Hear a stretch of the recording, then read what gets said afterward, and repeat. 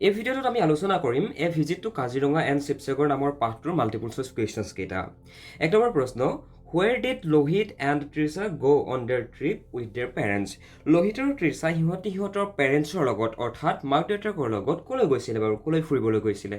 ইয়াৰ শুদ্ধ উত্তৰ হৈছে কাজিৰঙা এণ্ড শিৱসাগৰ। লোহিত আৰু তৃষাই সিহঁতৰ মাক দেউতাকৰ লগত কাজিৰঙা আৰু শিৱসাগৰ ফুৰিবলৈ গৈছিলে, হয়নে? 2 number MCQ, what is Kaziranga famous for? অৰ্থাৎ কাজিৰঙা কিয় বিখ্যাত? ইয়াত হোৱাই বুলি লিখিলেও হয়, নতুবা হোৱাট বুলি লিখিলেও হয়। ইয়াৰ শুদ্ধ উত্তৰটো হৈছে ওৱান হৰ্ণ ৰাইন'চেৰাছ, তাৰমানে এশিঙীয়া গঁড়ৰ বাবে। ওৱান হৰ্ণ ৰাইন'চেৰাছ মানে হৈছে এশিঙীয়া গঁড়, অ'কে? এশিঙীয়া গঁড়ৰ বাবে কাজিৰঙা ৰাষ্ট্ৰীয় উদ্যানখন কেৱল মাত্ৰ অসম বুলি নহয়, সমগ্ৰ বিশ্ব বিখ্যাত।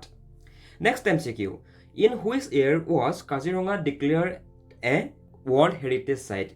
কোন চনত কাজিৰঙা ৰাষ্ট্ৰীয় উদ্যানখনক ইউনেস্কোৱে ৱৰ্ল্ড হেৰিটেজ চাইট হিচাপে ঘোষণা কৰিছিল? খুবেই ইম্পৰ্টেণ্ট MCQ হয় আৰু ইয়াৰ শুদ্ধ উত্তৰটো হৈছে 1985।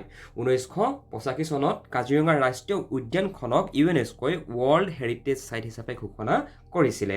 এই প্ৰশ্নটো পৰীক্ষাত প্ৰায় আহি থকা আমি দেখিবলৈ পাওঁ।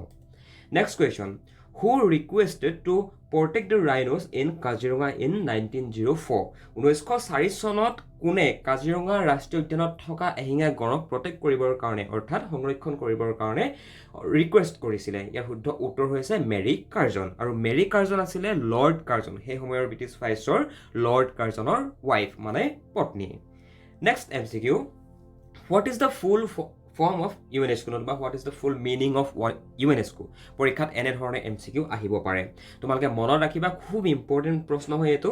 ইউনেস্কোৰ সম্পূৰ্ণ মিনিং হৈছে, নতুবা সম্পূৰ্ণ অৰ্থটো হৈছে United nations educational scientific and cultural organisation. One of the most important question. How did the children গ' ইনচাইড কাজিৰঙা নেশ্যনেল পাৰ্ক?